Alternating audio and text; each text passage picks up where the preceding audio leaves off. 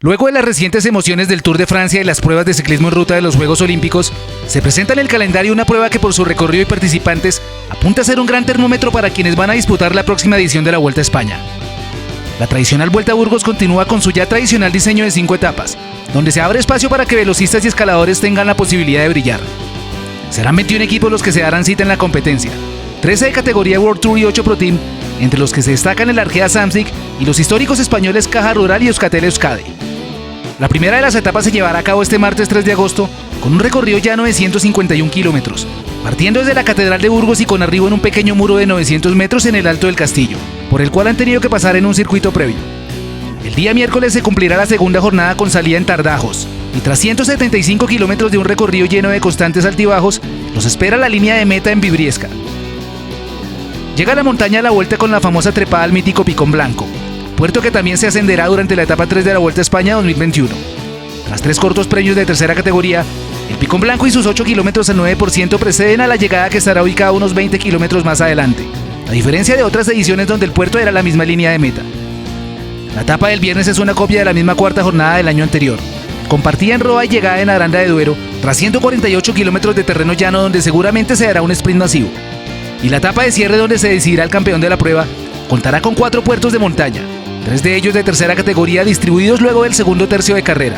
y el final de la etapa en la ya tradicional llegada a Lagunas de Neila y sus 11,8 kilómetros al 6,3%,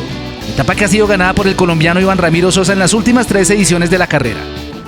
Precisamente hablando de Sosa, este año no fue tenido en cuenta para integrar el equipo que participará en la Vuelta a Burgos. No ha habido ninguna comunicación oficial de la escuadra ni del ciclista, pero tal vez pueda deberse a la inminente salida del corredor hacia otro equipo a final de temporada. Otro que no estará presente es el actual campeón de la prueba Renke Benepul, y tampoco lo hará su compañero en el de Koning Joao Almeida, quien fuera tercero el año anterior. El que sí va a tomar la partida es el subcampeón de 2020 Mikel Landa, quien además portará el número 1 y será líder del Bahrein Victorious, donde estará acompañado por el sorprendente Damiano Caruso, segundo en el Giro de este año. Otros de los invitados de lujo son los hermanos Yates haciendo parte de Adam Delinios y Simon por el Bike Exchange, el francés Romain Bardet corriendo por el DSM, Lilian Calmellán de la G2R, el ruso Alexander Blasov junto a Luis León Sánchez y Gorka Izaguirre por el Astana, los italianos Fabio Aru y Domenico Pozzovivo por el QB Canet Hash y Hugh Carty del EF Education. Entre los latinoamericanos destaca la presencia de Egan Bernal, Daniel Felipe Martínez y Jonathan Narváez de Ineos Grenadiers, Santiago Buitrago del Bahrein, Winner Aracona y Miguel Flores por el Arkea, Camilo Ardila, Cristian Muñoz y Sebastián Molano del UAE Team Emirates,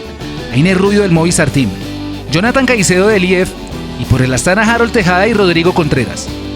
La carrera podrá verse en territorio colombiano por la señal de Win Sports a partir de las 8 de la mañana. No se ha confirmado aún señal para Ecuador, así que les dejo un enlace en nuestro sitio web para que puedan ver la carrera en vivo por internet. Dinos cuál de los ciclistas arriba mencionados es tu favorito para ganar. Deja tu opinión en la sección de comentarios y suscríbete al canal si aún no lo has hecho.